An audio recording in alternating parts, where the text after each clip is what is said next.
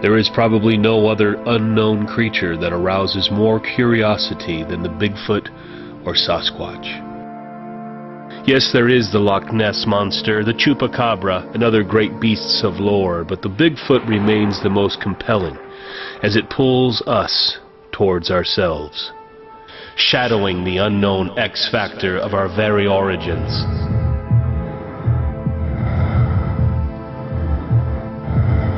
The case files contain thousands of reported sightings, yet no actual specimen has ever been found. Hundreds of photographs exist, but the creature has not yet been identified. Still, the clues accumulate year after year. In the words of one Bigfoot investigator, it is an extremely complex phenomenon, with no starting point and no geographical limits. If this creature does exist, then it is most certainly a relative of man.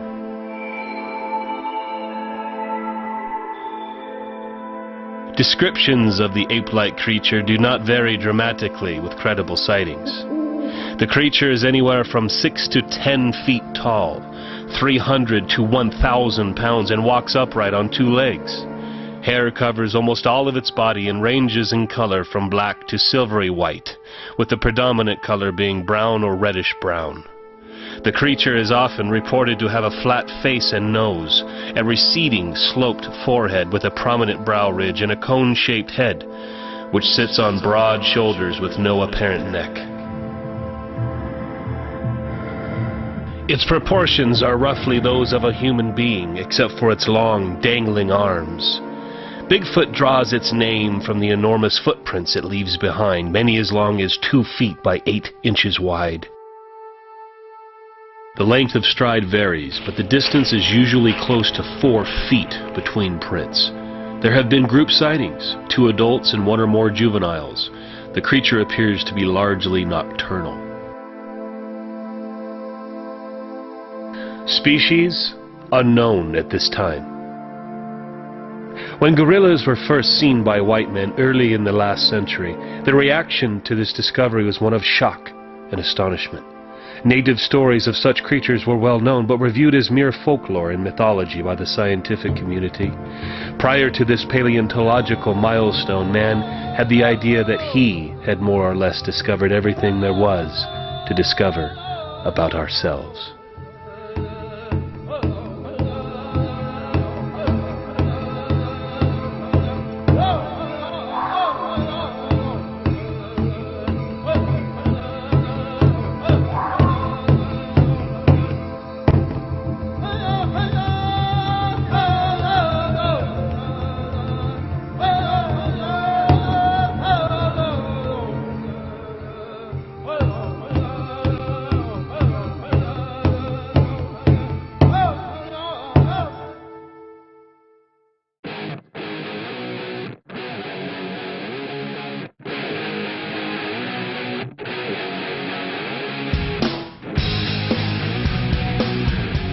Bigfoot, also known in North America as the Sasquatch or the Oma.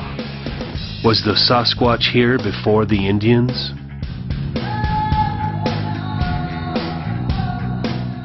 Thousands of Indian locations are named after the boss of the mountain, or the wild man, as the Bigfoot was originally called by the Amerindians. Indian cultures generally regard the wild man with the greatest respect.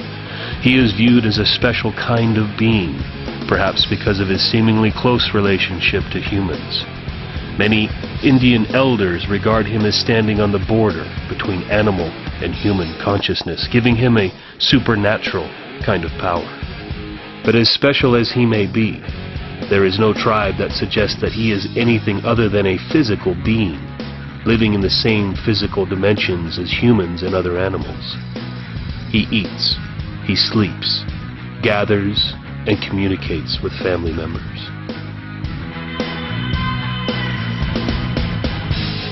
Wild man or Sasquatch attributes from numerous reports. The smell of a Sasquatch far exceeds that of a bear or other mammals. Many cases report an intolerable stench when a Bigfoot is in the area. They vocalize in terrifyingly high-pitched scream-like mannerisms. Many recordings have surfaced in recent years. They knock trees, possibly to communicate with each other over long distances. They throw rocks and boulders. There are many reported cases where a Bigfoot throws rocks at campers, even boulders from the hilltops above if disturbed. They live in family units. Many cases report the sighting of not one but two or more individuals at a time, often with young in tow. They wash their food. In 1924, Albert Osman was abducted by a Bigfoot, then held captive by a family unit. He noted, among other things, that the female Bigfoot washed and stacked leaves and vegetation. This behavior has been reported multiple times in the last 100 years. They may have developed a language. Many reports tell of a whinnying or gurgling whistle sound associated with their possible speech patterns. The creature has many names and is known by cultures all over the globe. Almas, Asia. Bigwas, BC, has lay community. Jinsung, Asia. Kakundukari, Africa. Momo, North America. Ngoi Rung, Asia. Nukluk, North America. Nyalmo, Asia. Oma, North America. Orang Pendak, Oceania. Sasquatch, North America. Tano Giant, Africa. Te Ima, Asia. Ukumar, Latin America. Yeren, Asia. Yeti, Asia. Yowie, Australia. It seems that the wild man may indeed be of a varied and widespread clan, encompassing every continent of the world. They all have one very distinct trait in common: an exceptionally big human-like foot. But in recent years, the enigma of the Bigfoot has taken another leap. The Bigfoot has dermal ridges.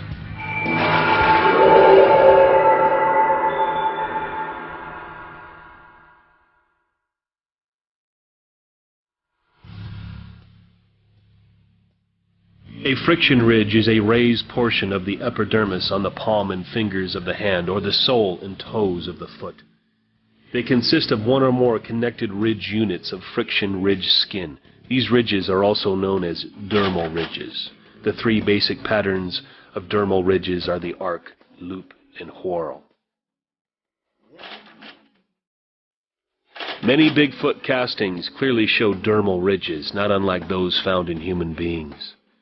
If the Bigfoot phenomena is a prank or a hoax, it is one of the greatest hoaxes of all time.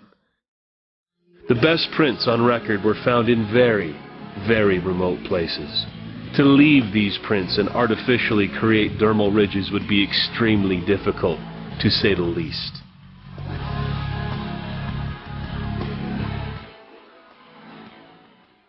And let us not take lightly that Gigantopithecus was indeed a very real creature. Gigantopithecus is an extinct genus of ape that existed from roughly 1 million years to as recently as 300,000 years ago in what is now China, India, and Vietnam, placing Gigantopithecus in the same time frame and geographical location as several hominid species.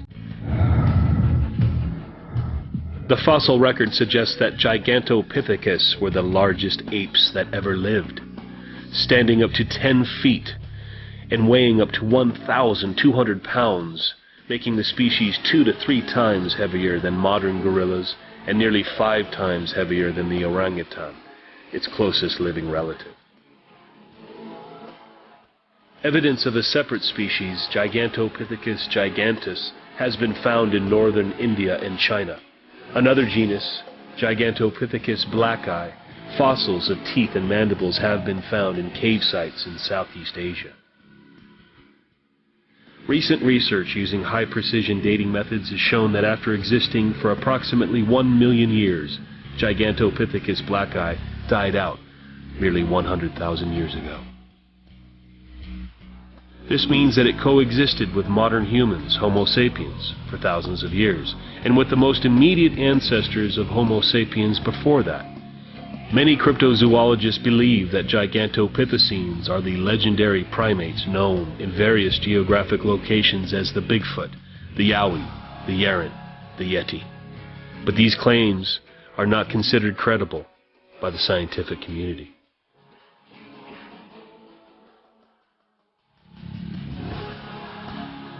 Although the wild man has been most frequently seen in the Pacific Northwest, sightings are by no means limited to that area.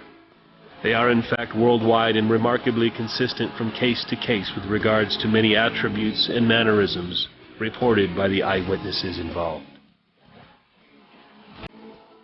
Our search for this film brings us to the great state of Kentucky, the bluegrass state, and the home of the Kentucky Derby.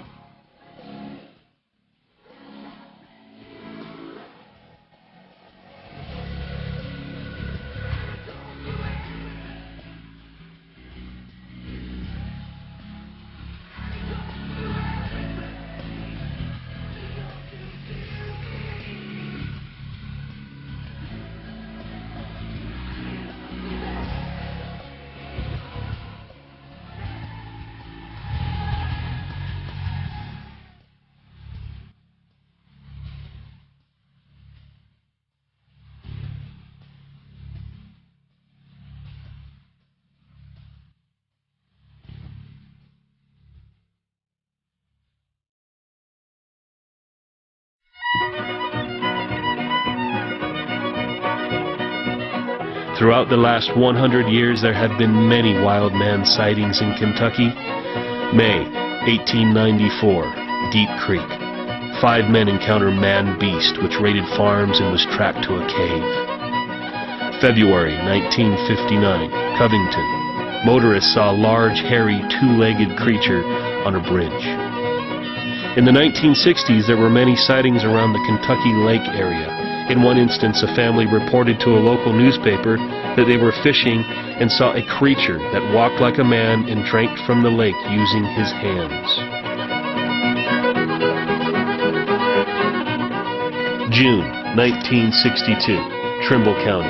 2 men saw a black, hairy, 6-foot creature attacking their dogs. Other activity was reported in the area. July 1962, Mount Vernon. 4 young people encountered a Sasquatch while in their parked car. The creature growled ferociously, scaring them into hysterics. June 1968, Murray. Doctor reports seeing a Sasquatch on the road. In the 70s, many sightings were reported from Boone County, from farmers waking up from frightened livestock. Spring 1976, near Pembroke. 5 witnesses to 3 sightings. 6-foot-tall creature, huge round shoulders, glowing green eyes, seen near remote houses at night. January 1977, Simpson County. Policeman sees Bigfoot crossing the road at night. Other sightings in the area. August 1978, near Owensboro. Several men corner a Sasquatch beside a pond, shoot it with pistols from 10 feet. It fled into the woods, leaving no trace of blood.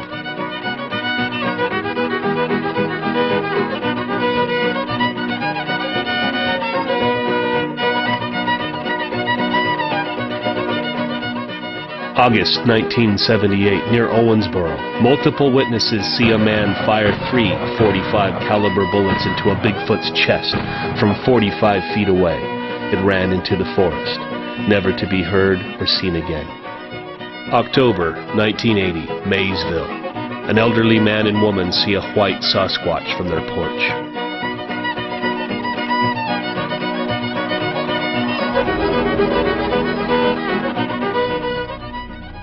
Oddly enough, giant skeletons have been found in Kentucky. At Mammoth Cave, the skeleton of an 8-foot-tall giant was found along with a younger adolescent in 1811. In 1876, the New York Times ran an article that referred to the remains of 3 8-foot giants found in the state. In 1965, landowner Kenneth White was building cattle stalls when under a ledge he found a perfectly preserved skeleton, measuring 8 foot, 9 inches in length.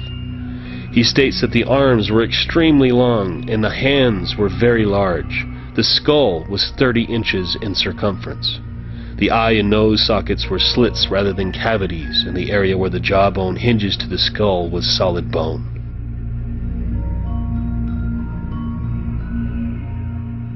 Over the last 200 years or more, Bigfoot sightings, as well as other anomalous phenomena, have been reported at a place called Panther Rock in Anderson County.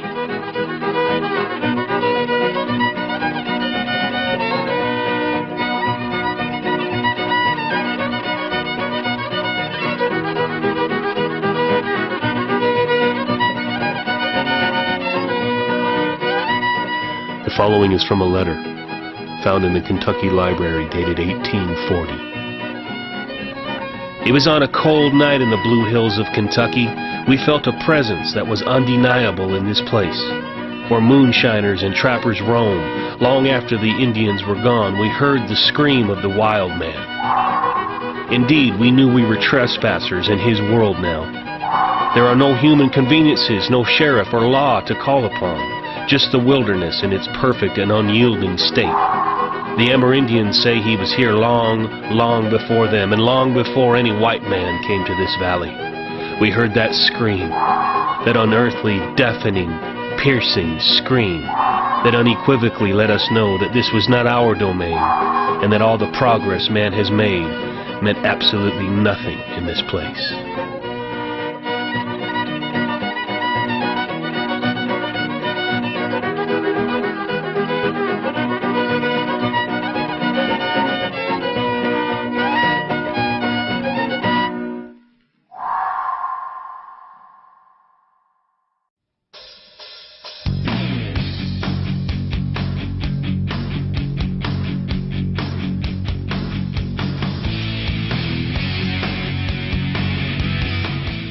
In April, the reality team descended upon the outskirts of Anderson County. Their leader was Philip Spencer, a 30-year veteran of the paranormal and former resident of Anderson County. He returns to his early roots, to the area where he has documented hundreds of cases and spent much of his life. Many paranormal events have occurred here in Anderson County, also known to residents as the Fraser Land.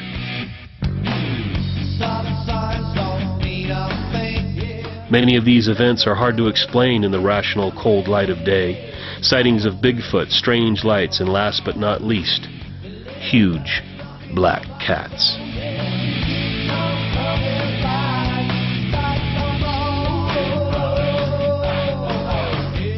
Philip Spencer recounts his own personal, terrifying experience with Bigfoot. Many years ago, my friend and I were riding down the road that parallels this valley.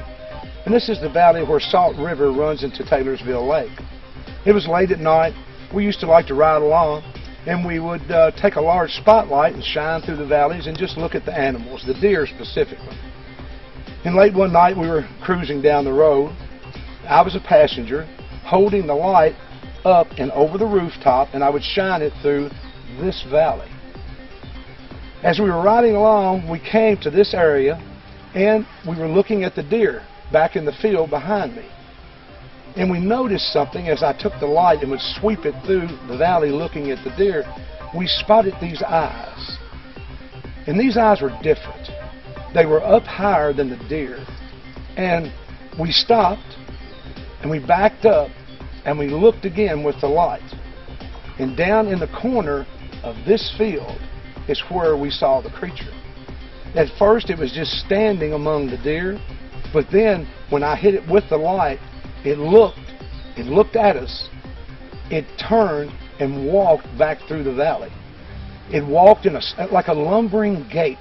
It wasn't running, wasn't in a rush, it was just moving away at a fair pace. Twice as it moved back through this valley, it would look over its shoulder when it was walking, and it would just turn its head and look back, turn its head and keep walking. We watched it as it stepped over something, possibly a log, a tall log or a fence back here, but it stepped high, but it never broke its stride. We watched as it turned basically into a shadow. We watched as it moved back through this field. We thought very hard about what could that have been. And from the height compared to the height of the deer eyes, of this creature's eyes, from what this shadow looked like, the bulk, the stride, we were absolutely convinced that we had seen Bigfoot in this field.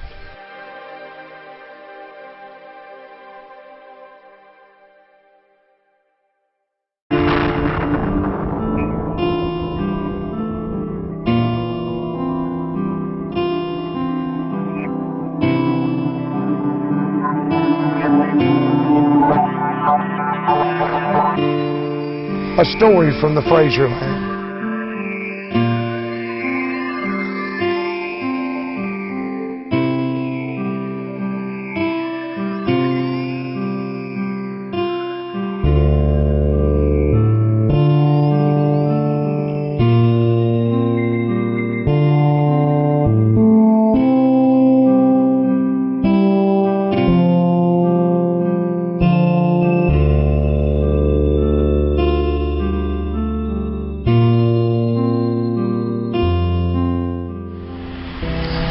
I'm standing within the Fraser land. Behind me is the Salt River and the old JTS Brown Distillery. A few miles from here, a boy and girl went for a walk in the afternoon. They had done this many times before, but this time would be very different. As they turned a corner, they saw a large, hairy creature sitting on a log. They said that it was taller sitting than they were standing. It changed them forever. They ran. The family actually left the home a short time later. Once again, within the Fraser land, we have a creature that is without doubt Bigfoot. This Bigfoot experience was so traumatic the children refuse to be interviewed and are terrified to return to the area to this day. Along the wilderness road they come. Behind them, the struggles of the Revolutionary War. Before them, the conquest of the wilderness. The journey is long and arduous, but it leads to a land of promise. Day after day, the party follows the unfamiliar trail. There is probably no other unknown creature that arouses more curiosity than the Bigfoot or Sasquatch. Yes, there is the Loch Ness Monster, the Chupacabra, and other great beasts of lore, but the Bigfoot remains the most compelling as it pulls us towards ourselves, shadowing the unknown X factor of our very origins. I'm standing at this beautiful waterfall along an area known as Gilbert's Creek, which is along the Kentucky River in Anderson County. Surrounded by these beautiful hills and trees and so forth. Many years ago, my friend was hiking up in this area above these tree lines. He had his dog with him. They had many years of outdoor experience. As he walked into a field up above, his dog alerted and looked up.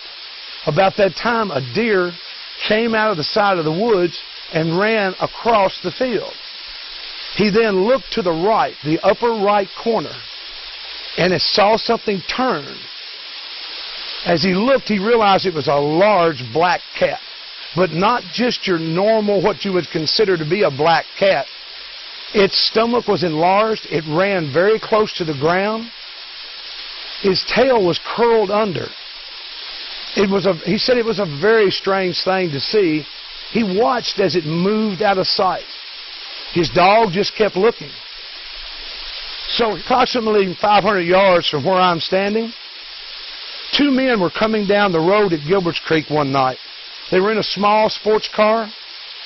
They came around a curve on the rock road, and what they saw affected them for many years.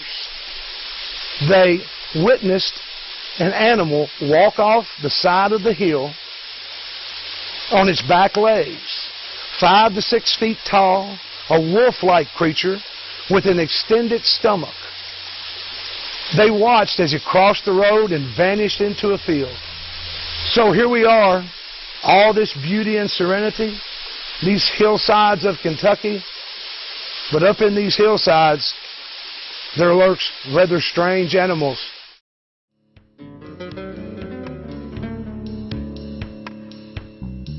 Here in Anderson County, a man who could see his cornfield from his backyard, not once, but on several occasions, watched as what he clearly stated was this Bigfoot creature walking through his cornfield.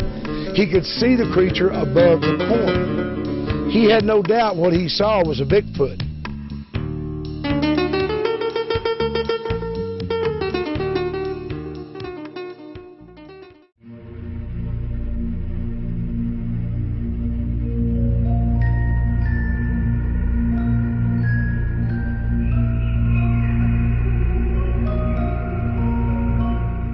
man who lives on a large roaming property deep in the heart of the Fraserland has had numerous strange occurrences over the years.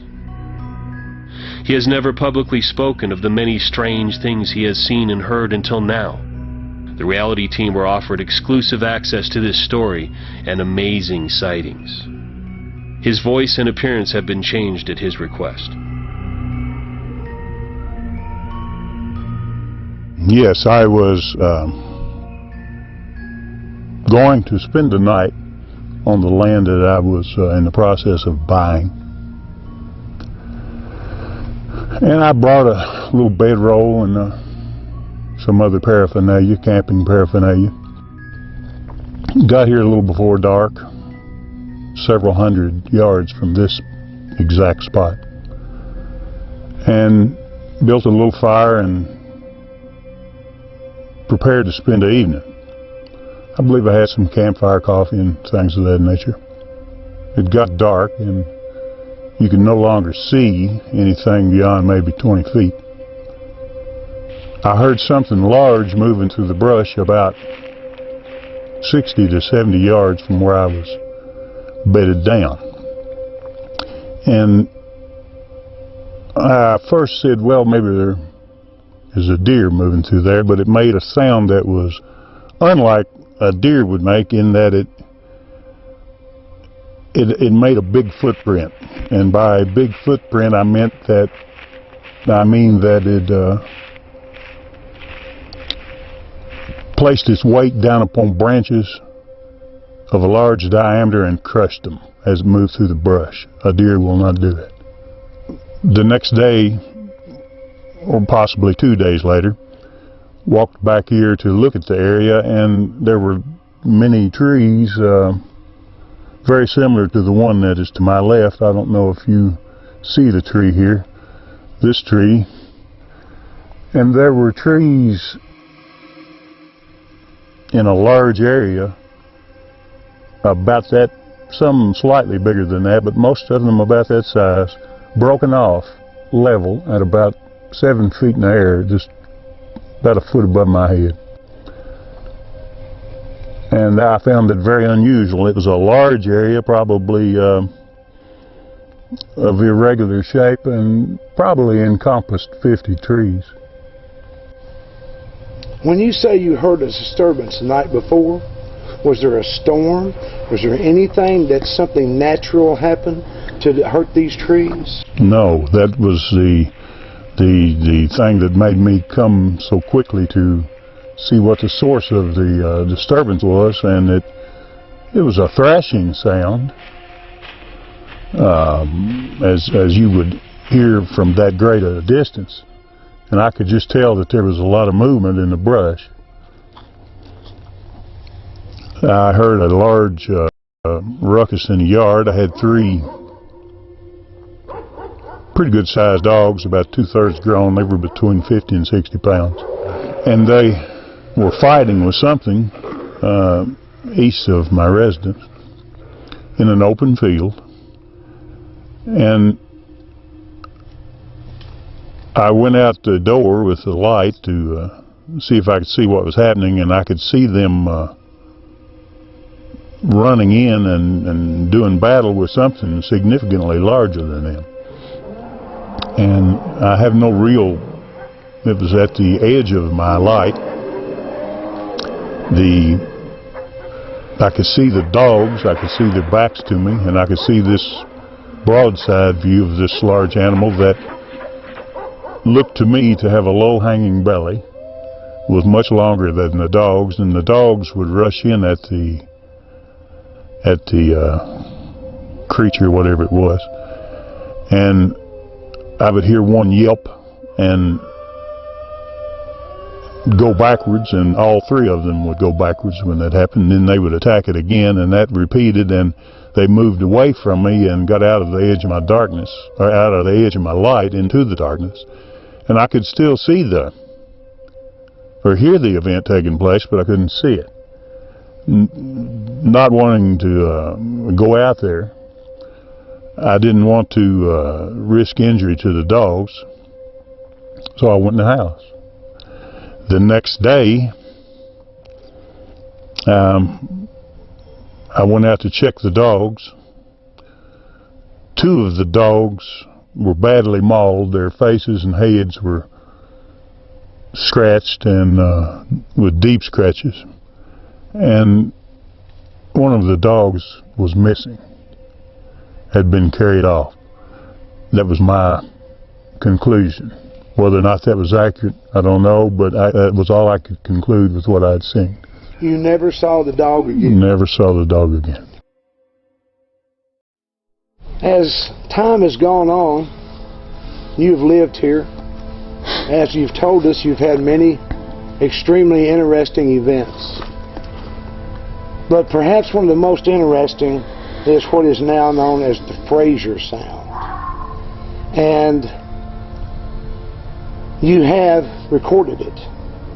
It is available. And if you would, just go over your interaction with this sound over the years. I probably first started hearing the sound about 10 years ago. I never did think too much of it because there have always been sounds out here, but I started to hear it on a regular basis, and I heard it on a regular pathway. And when I listened to it, I said, well, it must be a deer. And then the more I thought, the more I came to the conclusion it's not a deer. I've never heard a deer make a sound like that. And as I said, I've heard deer and watched them and observed them for over 50 years. And at that time, at that point, I established that it was following a definite track. And I started noticing that the sound was always heard right at dark or afterwards. And I have heard the sound only when it was about dark. I can't recall the term for such animals. I think they're referred to as crepuscular or something along that line, that primarily come out at darkness. The animal or creature or whatever we can call it moves through areas that I can barely walk through with a relatively great amount of speed. At that point, when I started becoming concerned that it wasn't a deer, I started to listen to it closely. I noticed several things about the sound. The sound moved with what I considered great rapidity through extremely dense brush. I have walked the brush myself up the creek bottom. It covered a distance of several hundred yards through dense brush in 3 to 10, maybe 12 minutes max. That's extremely fast. It often got in close proximity to the house or wherever I happened to be, and it had some unusual. I never did hear any footfalls. I listened intently for footfalls. I could not hear them. I couldn't tell if it was bipedal or quadruped. I didn't know what it was. I didn't know if it was on the ground or airborne, but I could hear the sound, and the sound was exactly the sound that I recorded that night, that it was in close proximity to the house. It had some very, very unusual characteristics, and they started to concern me. And the characteristic that concerned me the most was that when I was in the woods and it was traveling through the woods, it approached me. And I have never in all these years that I've been in the woods had any animal in this part of my travels approach me in any way. All animals flee from humans in the woods, and that's been my experience. That might vary in other places, but here, that is the case. And on more than one occasion, 2 that I can remember very well, it approached me to within 30 to 40 feet, and it was in the darkness, and that started to concern me.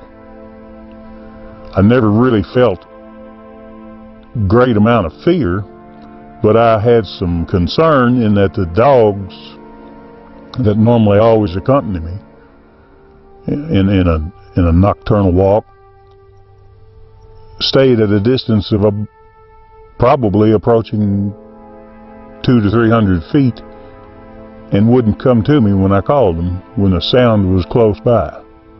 That did concern me. We're in an area with a rock fence, and you have said that you came up in here and you found these rock structures. Tell us a little bit about what you found up in this area. Well, the things that I have found in this area,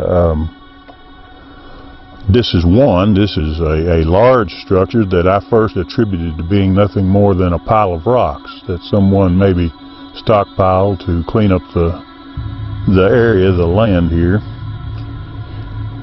to make the land tillable.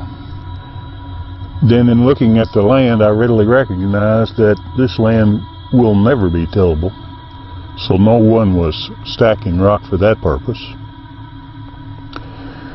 The rock fences here have been completed for, I cannot estimate, I would say approaching 300 years or more, and these rock piles would not have been placed so far from the rock fences if they were placed for use in the fences, and the fences were completed, and some of them are now in ruins, and some of them are still perfect. You came across a very unusual track, a foot track on this property. Yes. Very large track. Would you give us some insight into that track that you found?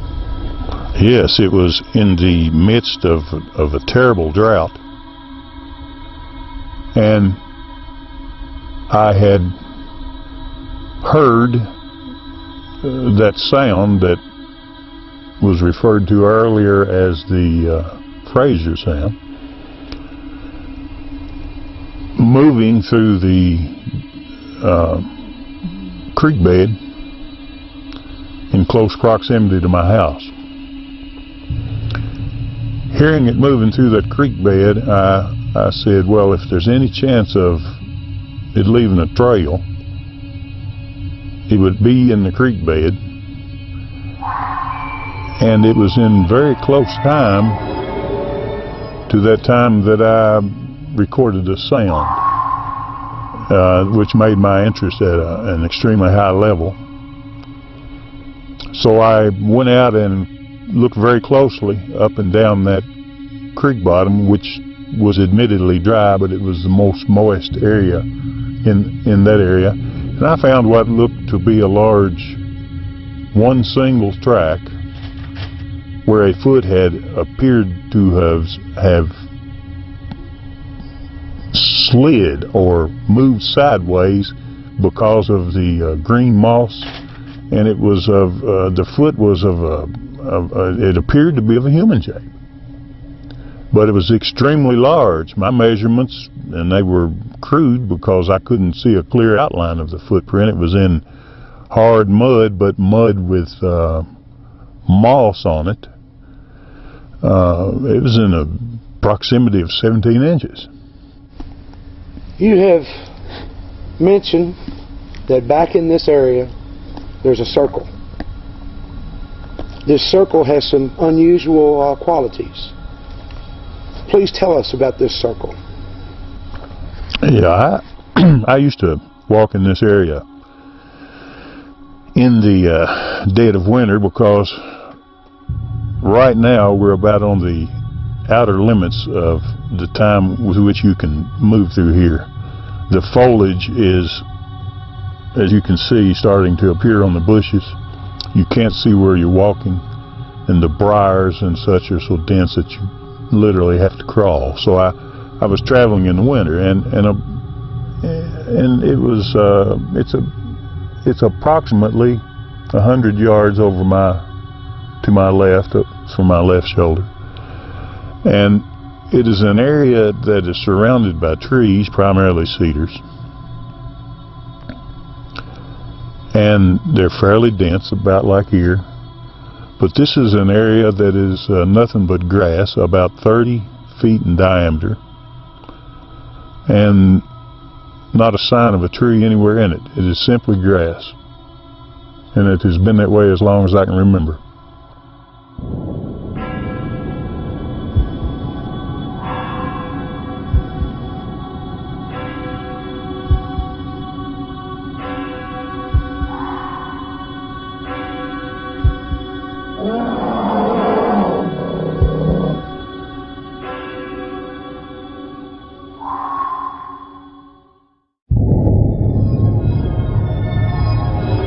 With the owner's permission, the reality team spend the night in the dark woods. They are warned that their safety is their own responsibility. An understandable warning, but disconcerting for the crew members. Nevertheless, they set up and prepare for the night, deep in the heart of the Fraser land.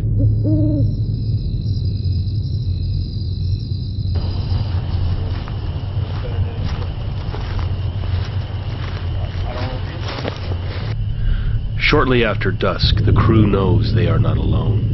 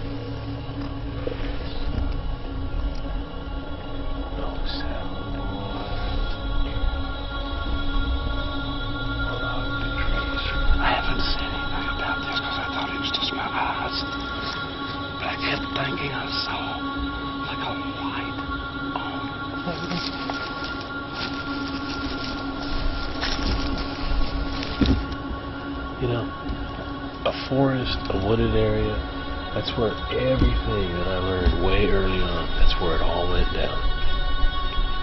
Well, I say that we go in. Let's do it. Let's go in. Okay. We'll push it out. Okay.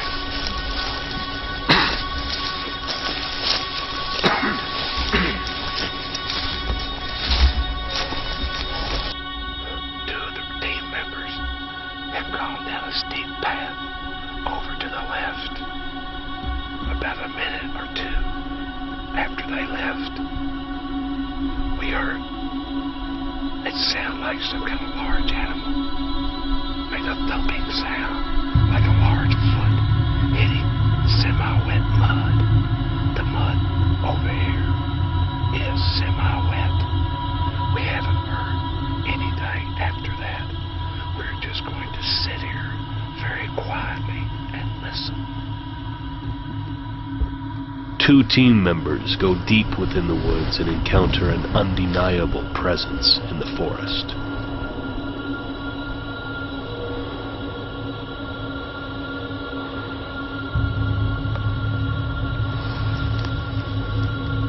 Something knows. Yes.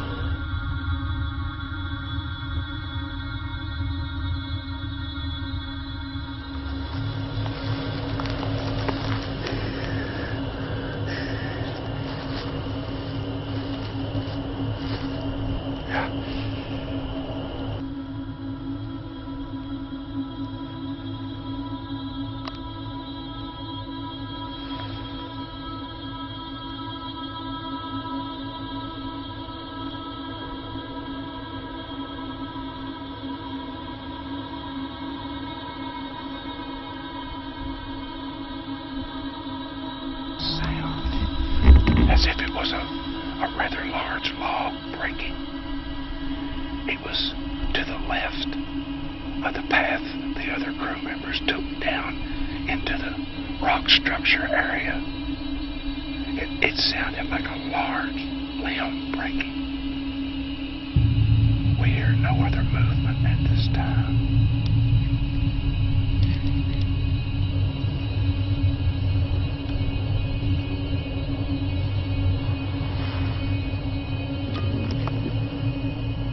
What's that?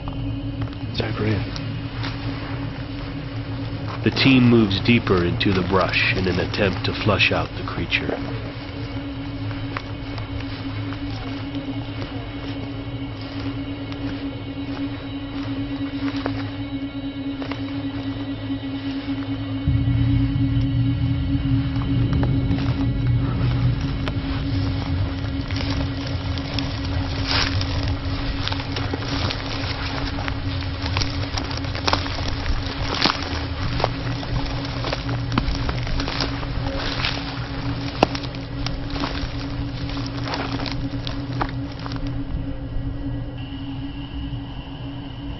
I'm not sure what it was. It wasn't the sound of something large, but there was a sound over in this area.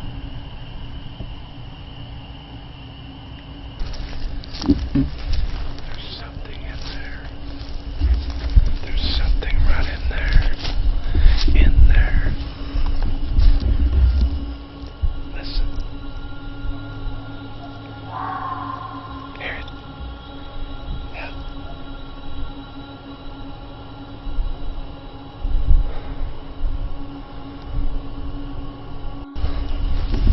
As to what it is, it's hard to say, but there's something moving in this tree line along the edge.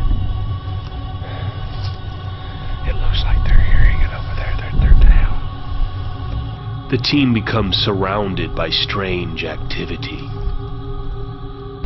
This is very, very strange.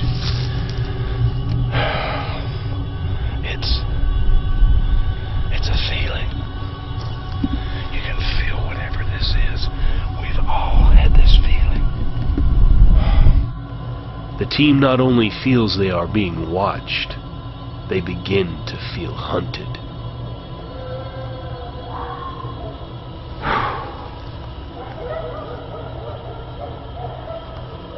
It's moved.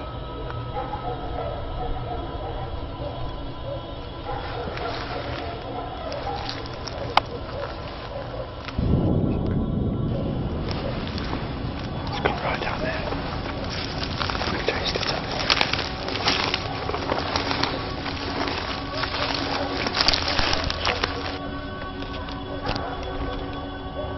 The team encounters the presence in close proximity.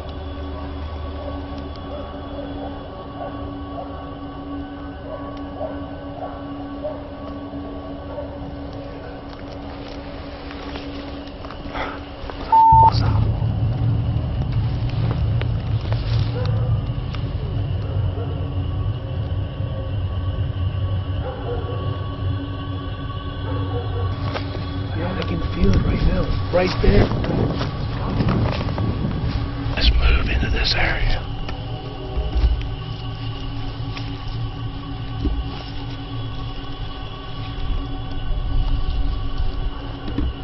It's hard to say what it is, but we've got movement to our left.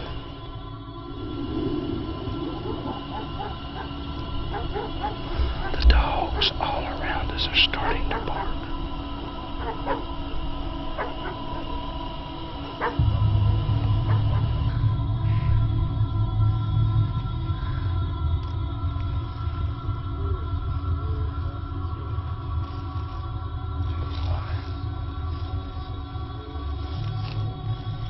So what did you all, what happened? We just tracked it all the way down there and came to here. It's f***ing with us. It's f***ing with us. Man, did you hear that? Did you hear what they just said? Yeah. No. We've heard several noises, but it's hard to say exactly what they are. But those two noises were done by something heavy. That was a big limb that broke and right down this path. It was like something thudded its foot into that limb.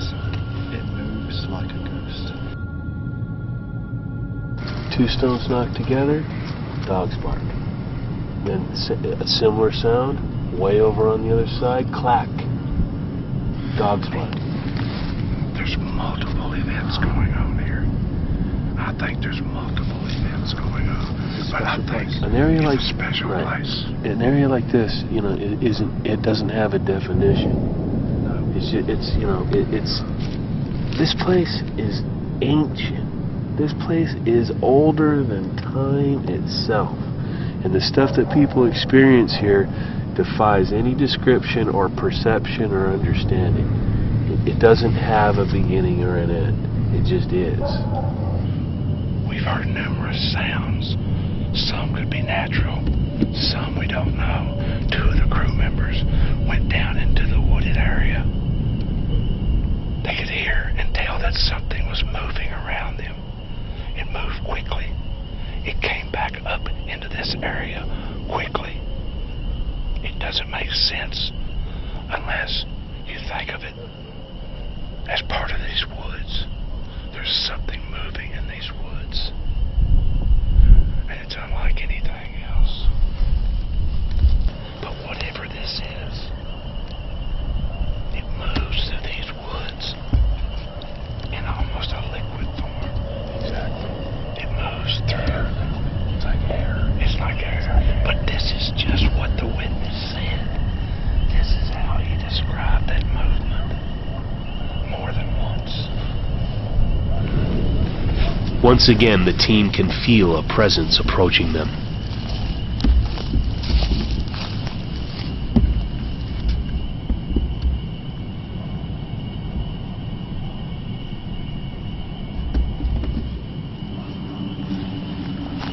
Suddenly, strange orbs of light begin to appear in the forest. There's a pop over there, and then there's a pop over there, and then I see that light right there. It's coming and going, but it's there. It's just like a light back in the woods, but it moves. Look now, it's dim. Look how dim it is now.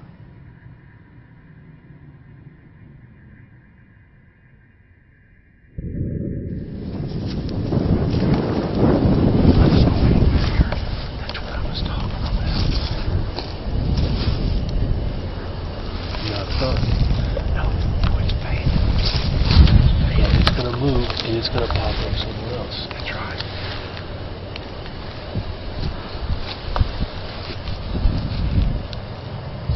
It's not there now. It's not there now, is it, Matt? I'm still seeing it. I see it too. It's still right there. Look. It's brighter. Look how bright it's getting. Look at that. What is it?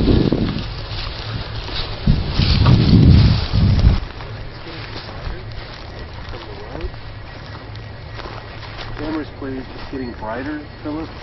The Yes. light from the road, the blue light. It's getting brighter and brighter and brighter. Is our shape and our elemental form reappearing. It's there.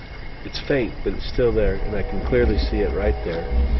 As soon as that thing started to come back around, and we saw a light, a pinpoint light, in 1, 2, and 3 places, and it moved at least 20 feet in our line of sight. And about that time, we saw a little figure pop out and pop back in. Didn't see arms and legs. No. It's just a black thing. Blur that came out Right. and went back in. Just what was strange about it was at the same time we saw the lights. That's in right. the same area as the lights.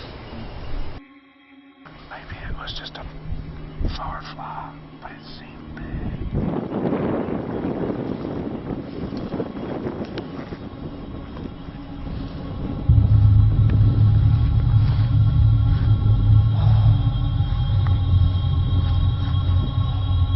But I know one thing.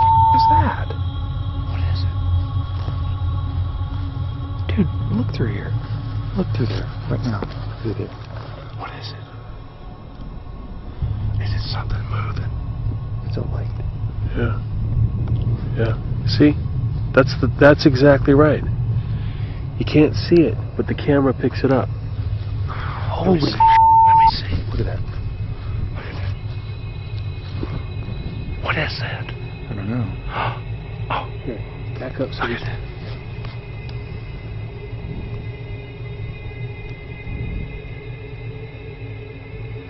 There's absolutely nothing there without the. That's right. That's right. That's right.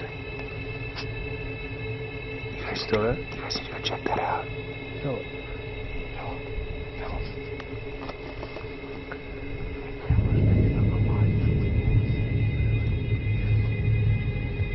Whoa. I'm gonna walk over there. Oh, it's like fairy. What is this? Go. What is this? There's some heat source over there. Can you zoom in on it? Let's go up there. Come on.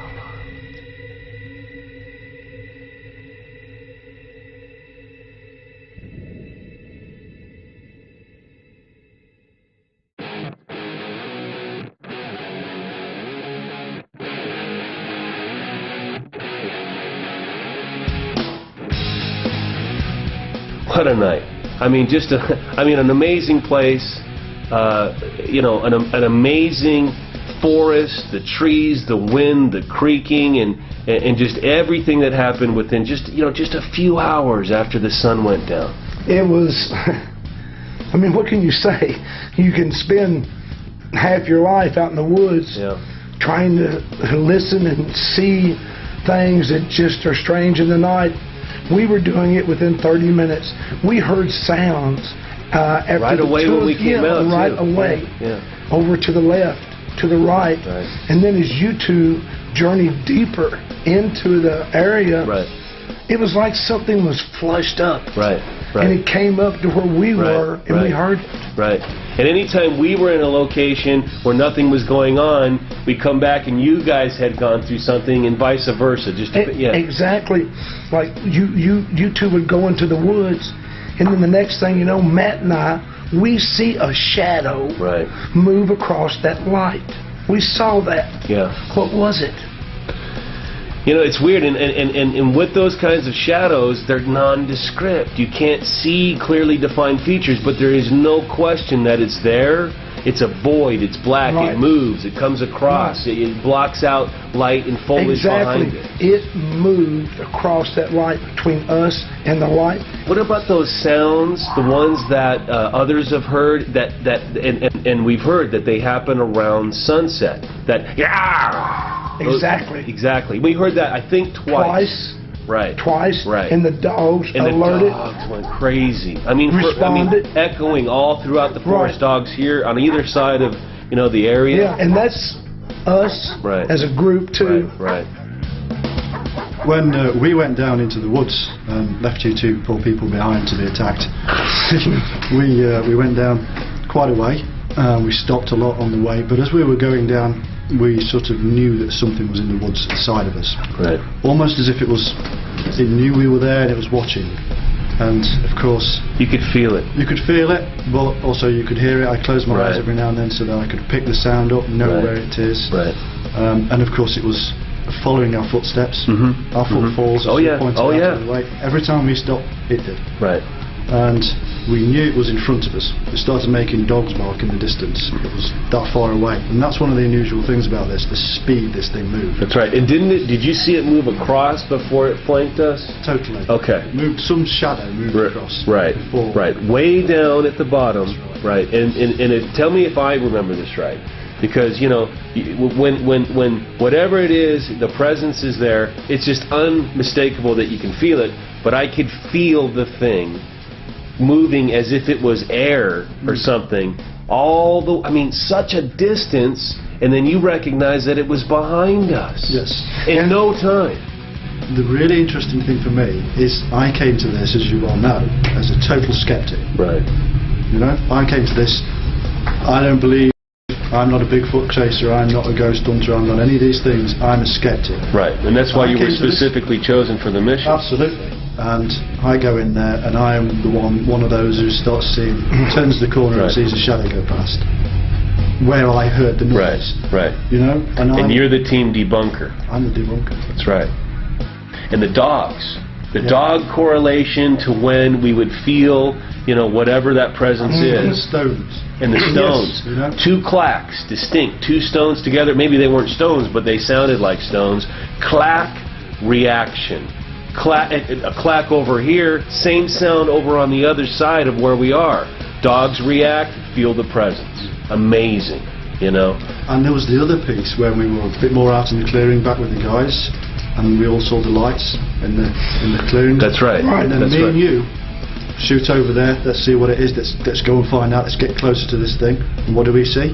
This black shape come out and go back into the trees. That's right. This amorphous shape. Right. Amorphous. Key word. Amorphous.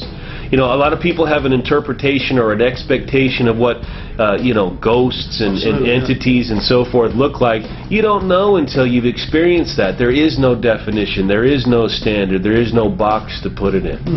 Clearly. My imagination didn't fill in and didn't make a face in the cloud at all. Not at all. All I saw was an amorphous shape. I didn't say, here's the shoulders, here's the head, and create the whole thing. Some evolutionary instinct. I just went, there's a shape came out, and the shape went back in. And above light, below that light. Yeah, amazing. And above and beyond that, we've got lights on either side, one blue light, one kind of an orange light. According to our research and the property owner, there's no houses on either side. They were fixed lights, but one of them I saw move at least a certain distance. Maybe that was me running up on it. I'm pretty sure. I kept that in mind the whole time, and I noticed it here, and then I noticed it there, and I noticed it there. Lights can be tricky, especially pinpoint lights, no doubt. But let's not discount that steam, white, oval, elliptical thing that was off the ground that we all saw. And it got brighter at times. It never got bright as if it was a light being turned on. But perhaps that's just not, you know, that's not a realistic expectation in any way.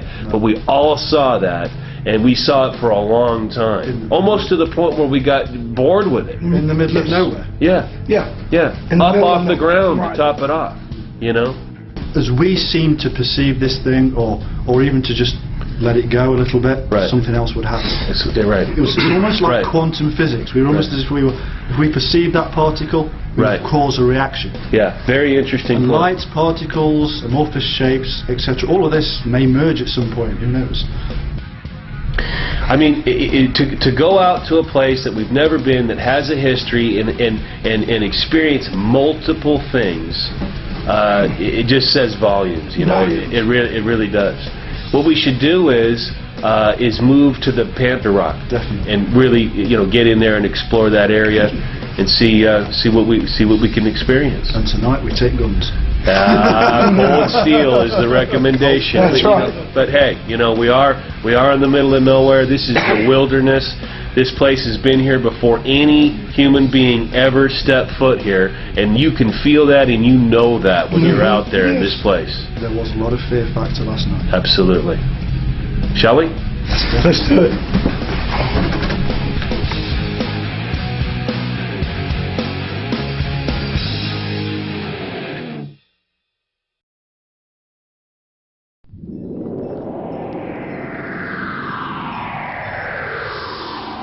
Along the wilderness road they come. Behind them, the struggles of the Revolutionary War. Before them, the conquest of a wilderness. The journey is long and arduous, but it leads to a land of promise. Day after day, the party follows the unfamiliar trail. The team decides to visit the Kentucky Library in the hopes of finding more history of paranormal activity in Anderson County. Look at this book that the librarian gave me. It's called Panther Rock. Look at this. This is amazing. This book I'm familiar with. It was written in 1931 by Errol Bond Burr. It is a true glimpse into the history of Panther Rock and Anderson County. This book tells of how the settlers came in, their struggles, their loves, their romances. It's a real piece of history, isn't it? You're holding a real glimpse, a snapshot of a moment in time in Anderson County.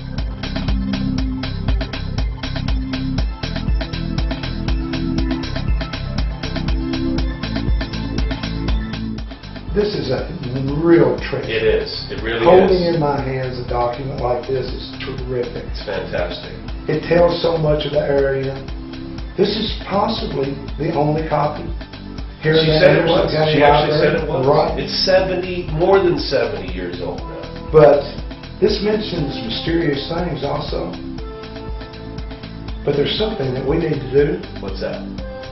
We need to travel to the gravesite of Daniel Boone. Daniel Boone. Daniel Boone's from Kentucky. Daniel Boone told a tale, a story, about killing a 10-foot hairy creature that he called a Yahoo. You're kidding. In this book, they talk of the dark and bloody ground, old Kentuck. Right. Let's go see some history. Let's visit Daniel Boone's grave. Let's go.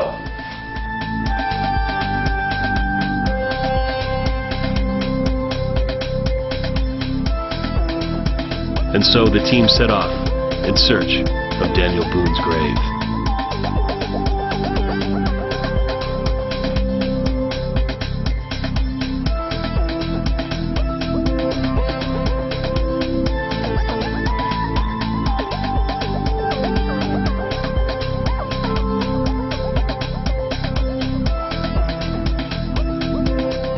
Franklin County, 1795, taken from portions of Woodford, Mercer, and Shelby counties.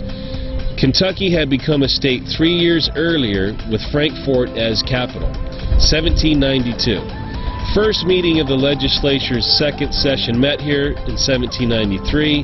Frankfort made county seat 1795, named for Benjamin Franklin, of course one of the great leaders for independence and the creation of the United States. It's amazing stuff. Benjamin Franklin was a very famous man. Yeah.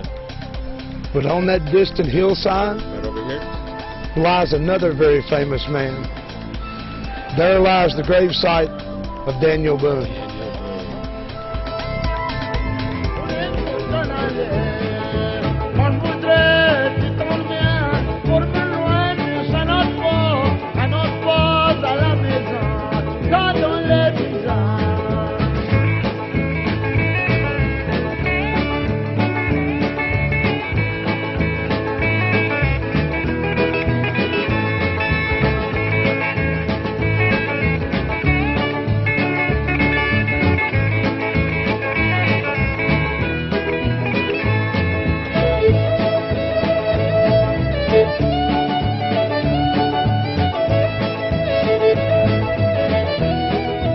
The team learned of a cave area called by the Amerindians Yeho, which perhaps could be the precursor to the Yahoo Falls, now so famous to the state.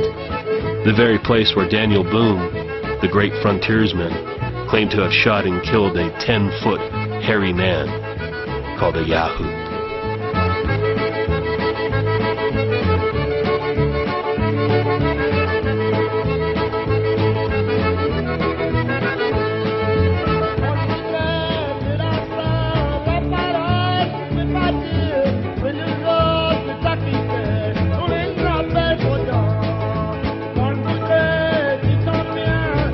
Here we are at Daniel Boone's grave, born in 1734, died 1820, entered Basin, Kentucky 1767. Just a great man, a great explorer, and we have an opportunity to be here at his gravesite in this great state.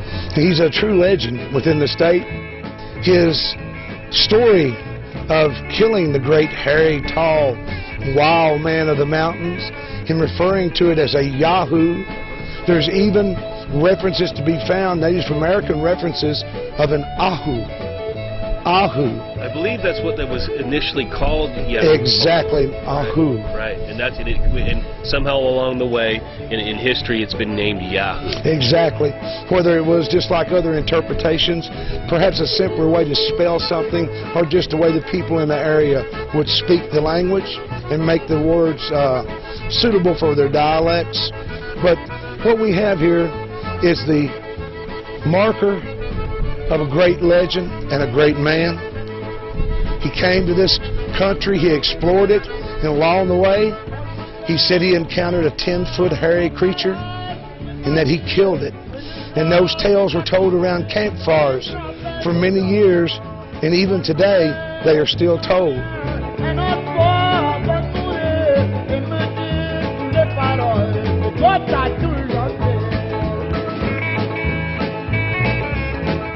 So here we are once again, just a distance from the Fraser land, at the grave of Daniel Boone, the man who allegedly killed a 10-foot hairy wild man. Yeah. The Yahoo.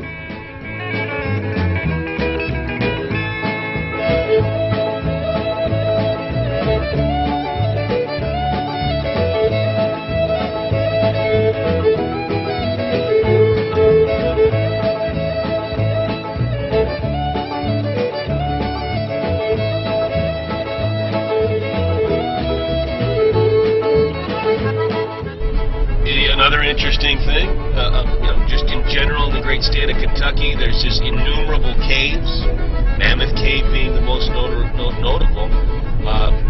According to record, there were 3 or 4 mummified giants, skeletal remains, 7.5 to 8 feet tall. What did you hear about that? In a sense, this relates to several very hot topics over the years concerning giants found underground. There was even a case where a bone, a femur, was supposedly on display for others to see. The underground limestone cave systems in Kentucky are enormous. Mammoth Cave, approximately 350 miles of underground tunnel. 350 miles. And that's just one cave system, of course. That's a cave system. But perhaps, just perhaps, it's more than a cave system. Perhaps it's a way for something that doesn't want to be seen to move from one area to the next. And it's another interesting fact, and that is a fact in the sense that there's so much Native American activity and folklore here, and that so many of these different structures and rock groupings and walls emulate that of South America near the cenotes and other Incan and Mayan civilizations, all centered around the cave systems or the underworld. The underworld, the exactly. other side to life and death. And you have to remember, we are at the dark and bloody grave.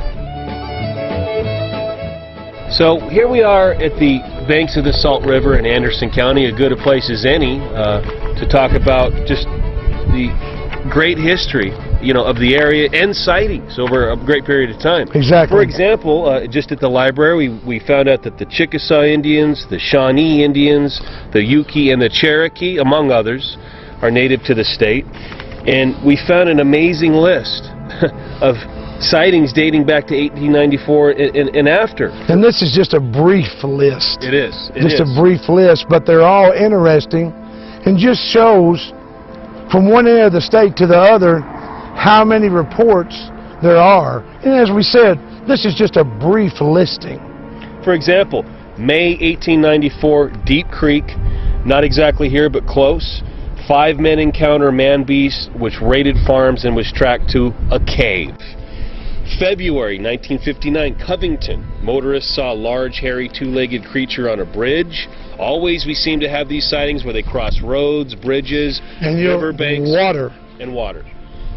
Go to 62, Trimble County. 2 men saw a black 6-foot creature attacking his dogs. Have we heard that not before? We have. This from Daryl Gabbard and others. Right.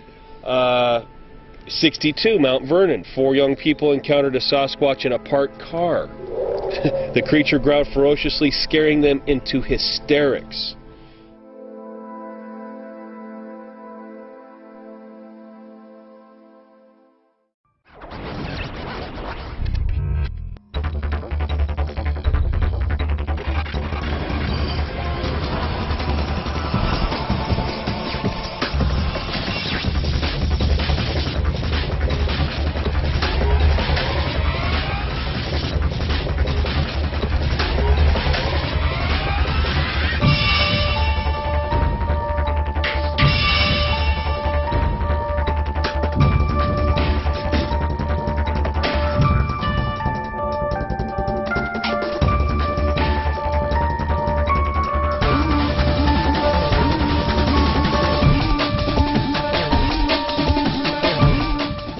one man has reported his cow being attacked by something in the night. Whatever it was lacerated the animal's face and literally tore off its ears. The incident occurred in his backyard, very close to his house.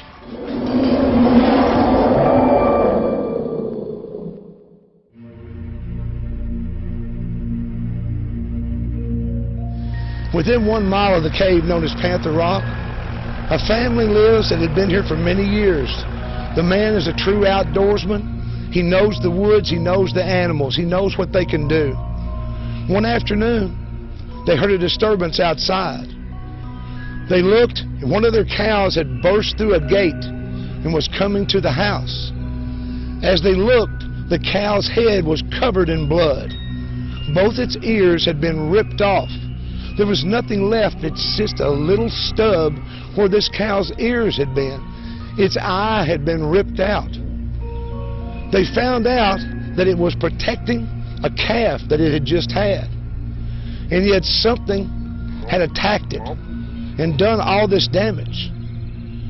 No one is really sure what did this, but this happened within a mile or so of the cave known as Panther Rock. This is another real mystery for the Fraser land.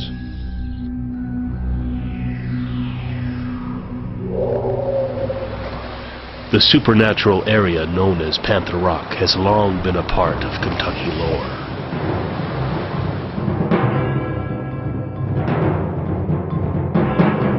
The reality team prepares to spend the night in this mysterious area.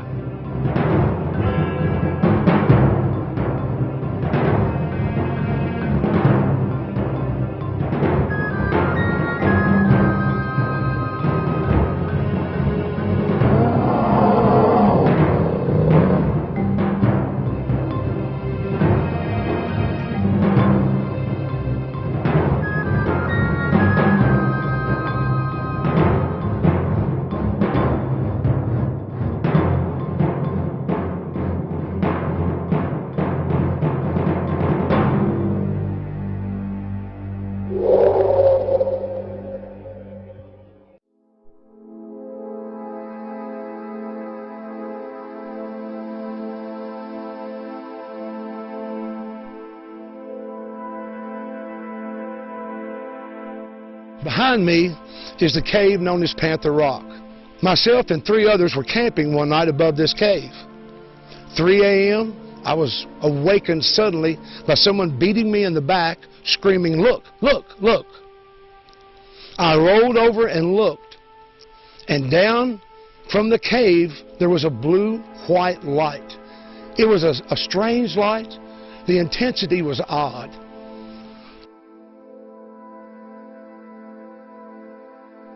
It lit up the tree lines. It lit up everything. Suddenly, it just went off, as if you had thrown a wall switch. We just sat there. There was no smell. There was no sounds. There was nothing. We'll never know what that light was, but it has been reported before in different areas of the world. To my left is a tree. It's a rather large tree. Some time ago, the owner of this property came here and noticed something rather unusual about this tree. Below this tree were clippings covering the ground. They had been clipped from the edges of this tree. They had been cut in half, almost all of them, with a precision. And that's where it becomes bizarre. What can cut small little pieces of a branch down the middle and do a large volume of them? Nobody knows, but it apparently looks like the tree is dead now. Possibly whatever did this killed the tree. As we stand here in the middle of the Fraser land at this beautiful place known as Panther Rock, we have to realize that within the serenity, many strange things occur. The Bigfoot, the cats, the tracks, the sounds. Here we are in the Fraser land. The property at Panther Rock has been handed down for many generations. The owner of the property, Darrell Gabbard, and his family have had experiences of their own in their historic backyard. When I married Ann, came into the family, they immediately brought me over to look at Panther Rock. And it's a very interesting place, so I began to read about it and ask people about it, and I've learned a lot of folklore and a lot of tales about the place, and it's just an interesting place. One of the tales is how it got its name. According to folklore, there was a chief Indian in this area back when it was beginning to be settled that terrorized everyone in the neighborhood. Behind me, almost directly behind me, a fellow lived in a log cabin. And one night during a terrible rainstorm, he heard a scream, several screams in the direction of the cave. On awakening the next morning, he went down to the cave to see if he could see what the problem was. And there lay a man that had been killed by a panther, obviously. Cat scratches and so forth, and it was that Indian chief that had terrorized the whole neighborhood. When he realized what had happened, he ran all the way to Harrodsburg, the nearest settlement, and told the good news to everybody that would listen. Several years ago, I began to notice that each night my dogs would bark and start barking really hard and run towards the back fence of my house. I went out on my back porch and one night and listened, and there was a strange sound, and I could tell that it was coming down the ridge and by a barn that I have down below my house, about a quarter of a mile below my house. And this was not like any animal that I had ever heard. I assumed that it was some kind of cat, bobcat or a panther or whatever, but I never did find out exactly what it was. But every few nights the same thing would happen for quite a while, and it was a mystery to me, and I know that some of my neighbors have heard similar things. One old hunter that was in the area many years ago told me about being out coon hunting and hearing sounds like that, and his dogs all coming and cowering around him because of their fear of this animal. And the feeling that he had as he went home of something following and watching, and everybody being afraid till they got to their house.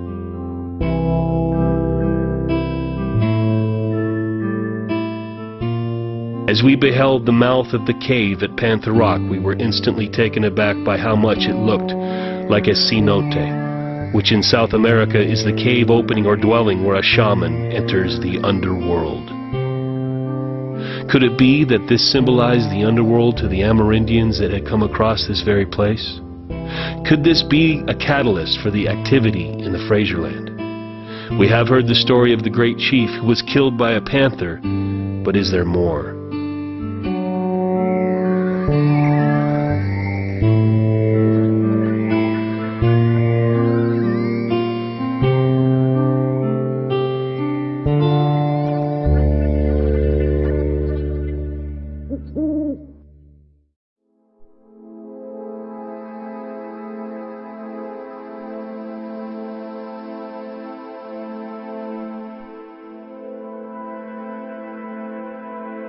We're standing deep in the Fraserland, in the vicinity of the cave known as Panther Rock.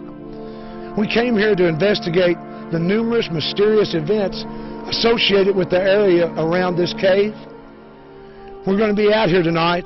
We're going to be listening. We're going to be watching. And our purpose is to be here when something happens. And just maybe, and hopefully, that event will be an up-close and in-person meeting with the creature known as Bigfoot.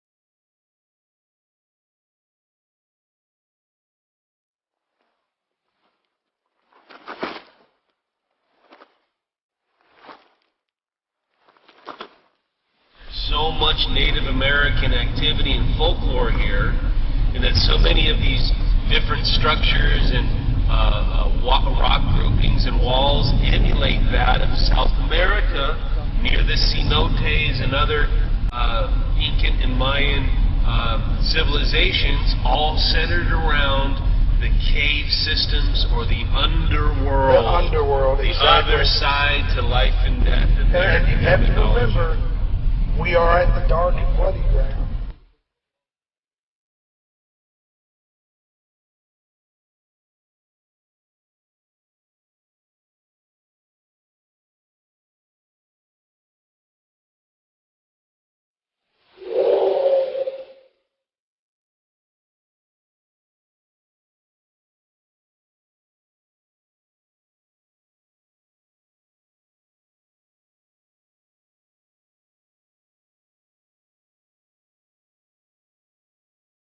We're sitting on the rocks above the cave known as Panther Rock. 4 of the team members have moved up the hill. They're just walking carefully through the woods, looking, listening. So far this evening, not much has happened. Very different from last night at our first location, where the activity was basically overwhelming. We're just going to sit out here a while, let the night ease on by. Listen. To my left, within 15 feet, is the ledge overlooking Panther Rock. No sounds at all from down below at the cave. No sounds in the woods. But it's early. The team, as they will move around the perimeter, oftentimes we will have something flush back to us. So we're just going to sit, listen, and watch. Among other techniques, knocking has been known to attract the Bigfoot, who is known to communicate by knocking trees, transmitting their location to family members. Team member Tony Gerard demonstrates.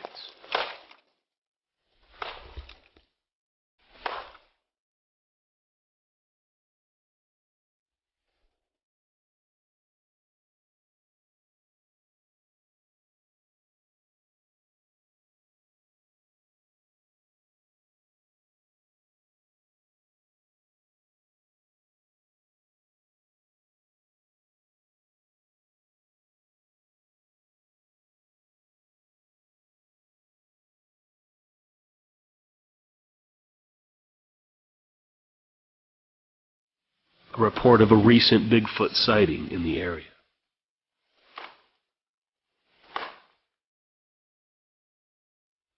A couple of them ran back to the tree, so he went back there and he shined like a light up there, and he saw this thing sitting up in the branches, like one hand on the trunk and a leg hanging down, and like red eye shine, and he could even see canines.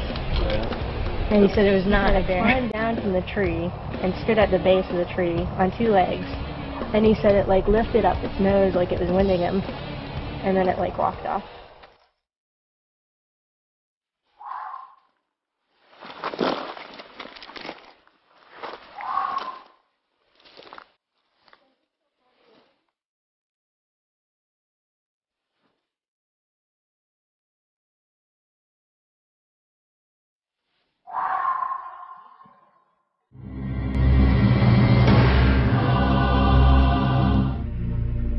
Could there be a link between the Howdy and the Bigfoot sightings? We turn to Jeff Waldridge, a local paranormal investigator, for more background. I'm here with Jeff Waldridge. Jeff is a paranormal investigator, well-known one here in Anderson County, Lawrenceburg. For years, there's been a story here in Anderson County in an area known as Cedar Brook. It's a tale of a creature they call the Cedar Brook Howdy. No one is really sure how this creature got this name, but the tales have gone on for many years and are extremely interesting.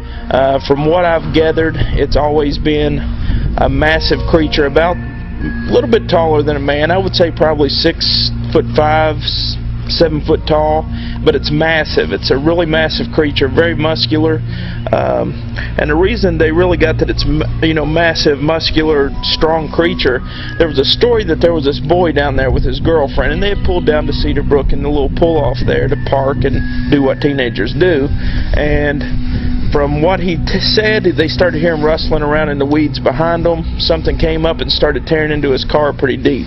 When he got back out of there, he saw 3 huge claw marks. A three-clawed creature had clawed into his car pretty deeply. He had showed this around town several times. I never got the chance to see it, but I knew several people that did, and they said they were really deep scratches. So, like a reptilian type claw mark? Yeah, more of, I would say, not really a talon, more of a strong claw, a really deep claw. They said, you know, probably 2 inches each claw was something of that nature. Okay. And they always say that it has red glowing eyes and that it's white hair, light-colored hair. From the ones that have caught glimpses of it and things, it's not short-haired, it's more of a long hair. The red eyes seems to be a really predominant aspect of this creature. From everything that I've heard, they're bright, they glow. In the dark, which is very dark on Cedar Brook with the trees and everything, from everything that I've heard, that they will glow in the dark, so they are very luminescent. At times there's been reports in the Bigfoot community of Bigfoot sightings with red eyes. So this sounds like possible a Bigfoot connection. Do you think that these individuals could possibly be seeing a Bigfoot, or is this some other type of creature? I think that it could be kind of misinterpreted, and it could be a Sasquatch or a Bigfoot, but honestly it may be another creature that's out there. From everything that I've heard, it really don't sound like your typical Bigfoot, you know, as far as the aggressiveness goes. Usually, from what I've heard, Bigfoots are very territorial, but this creature sounds like it's very aggressive, and if you get into where it's at, it will actively attack you. So many stories, and once again we will just have to stop and wonder, is all this somehow connected to the cave known as Panther Rock? Maybe we'll never know, and then maybe tomorrow, maybe we will.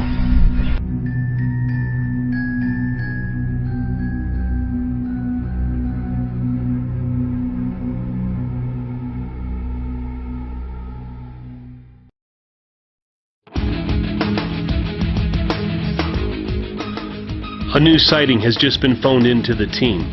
This amazing account has never been heard before. It was May of 1973.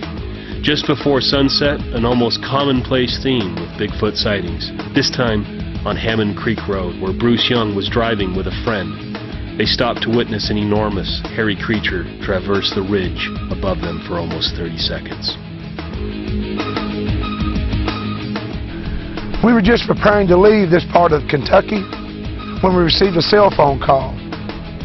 An individual by the name of Bruce Young told us of a Bigfoot sighting here in Anderson County in this area on the Hammonds Creek Road. This report has never been heard before, and you're going to be hearing it for the first time now. In 1973, in May, Bruce Young and a friend were riding along in this area. It was just about sunset, maybe a little bit afterwards, at the twilight time of day. Bruce looked up, and along a ridge line, he saw a very large creature moving along. He took notice of it, stopped his car. He said it was a large creature, 7 to 8 feet tall. He was seeing the side view of this creature. He said he watched it perhaps, well, under 30 seconds was the time of this sighting. He said there was absolutely no doubt in his mind that he saw the creature known as Bigfoot. This is another report from Anderson County. Bruce Young said that it gave him goosebumps and that it somewhat changed his view of nature.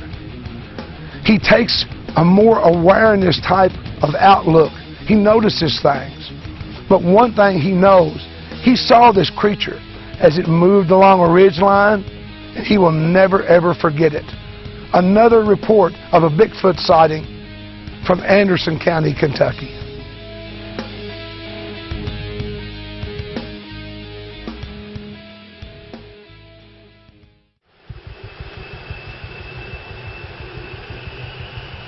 If there was any question that something mysterious is afoot in the Fraser land, we now turn to the following testimonial, which in this team's experience is one of the most credible and fascinating Bigfoot eyewitness accounts on record. My name's Lynn Hutton. I live in Anderson County in Kentucky. I've lived here most of my life. I'm 57 years old. I was deer hunting with my son. He was 8 years old at the time.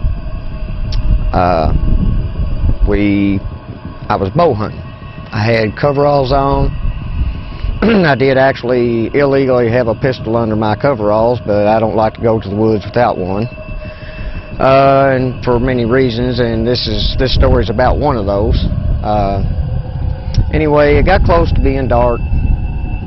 And I told my son, I said, we better get back to my truck before it gets too dark to, you know, see to get back. All of a sudden, about 20 feet from us, if there's no other word to call it, a Bigfoot stepped out.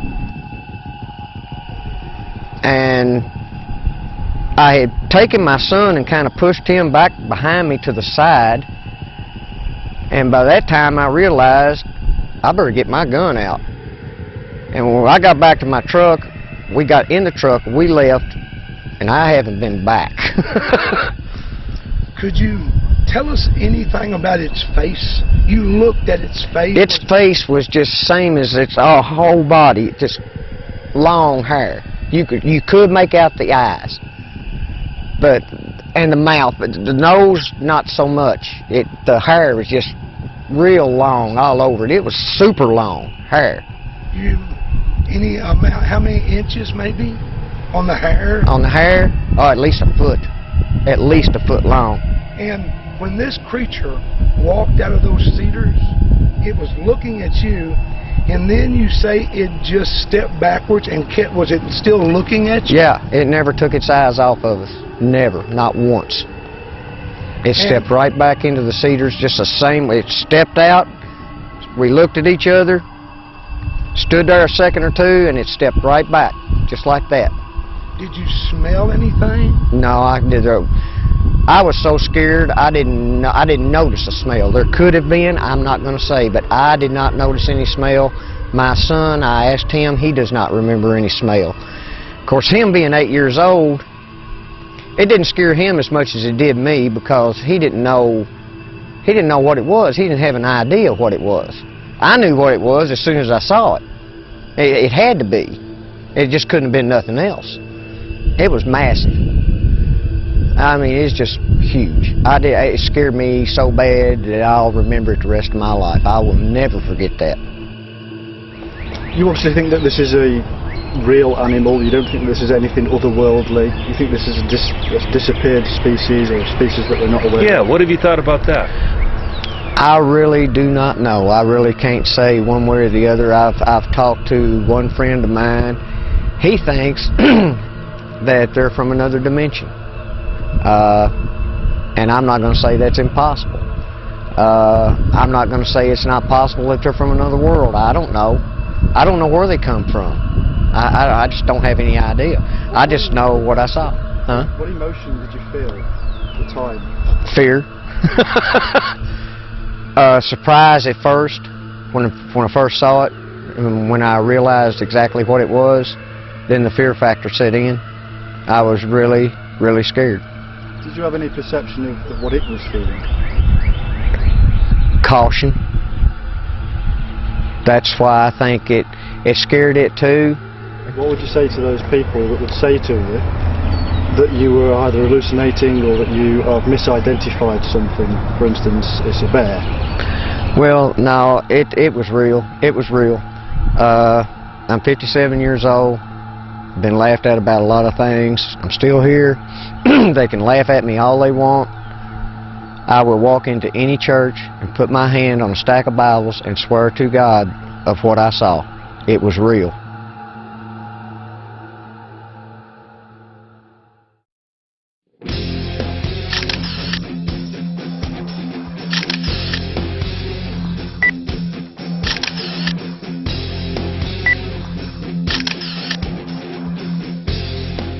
I'm standing here with Tony Gerard. Tony joined the team last evening as we ventured back to the cave known as Panther Rock. Tony is a naturalist, a biology professor. We're really pleased to have him with us. And Tony, tell us a little bit about yourself, a little background, some of your thoughts. Well, I'm a biology teacher by profession, and ever since I was a kid, I've always been interested in natural phenomena. I love a nature mystery, and you know, Bigfoot is a great mystery, and nice to be back in this end of Kentucky, in some beautiful country. I've always been interested in the Bigfoot phenomena, and I never really much bought into anything like that outside the Pacific Northwest until I talked to Lynn Hutton, and I was really taken aback at you know, the validity of his sighting in my opinion, and I did not know what to make of that, because it's hard to buy into a large unknown primate in North America. Correct. There are a whole lot of things that I see as problems there. You know, in 300 gun-toting years of American history, we don't have a body. There's a real lack of historic evidence from the 18th century. You know, if there are Bigfoots in Kentucky, how come we don't have all kind of 18th century accounts of it? Correct. Right. And then you run into somebody like Lynn, and I don't know what to do with that. It's my thought that that you know, we need monsters. We need something mysterious out there. You know, it's the Bigfoot phenomena that interests me the most, because there's actually some physical evidence there that seems very legitimate. Dermal ridges on really good footprint cast, hair that's primate, apparently, that doesn't match known primates. I mean, people that are that work with that actually have what they consider these are the characteristics of a Bigfoot hair. I don't know. I would love to have just a large undiscovered primate in the woods of North America. I think that would be wonderful. I find that so hard to accept. But I also, in talking with people like Lynn and other very believable witnesses, I can't just say, well, oh, they were mistaken, they were hallucinating, they, you know, or they're lying. And I don't know what to do with it. My jury is still out. We came here to central Kentucky, into the Fraser land in Anderson County, to investigate an area around the cave known as Panther Rock. Numerous reports, various type incidents. We've spoken to individuals who've had these events occur to them, affect their lives. Very believable individuals. We've looked into these matters, we've thought on them, and we all agree on one thing. They need to be looked at more. Scientists need to open their eyes and their ears, listen and think openly, as well as everyone, about these type of events. In the future, let's hope that we look into things of this nature. These mysteries abound. They're out there. And what do we know about them? Very little. And how can we ever know about them if we don't investigate them? Kentucky's a beautiful place. Anderson County has wonderful people. We've enjoyed our investigation. We hope to come back someday and look even further, as everyone should do. We want to thank everyone, and we hope to see you again.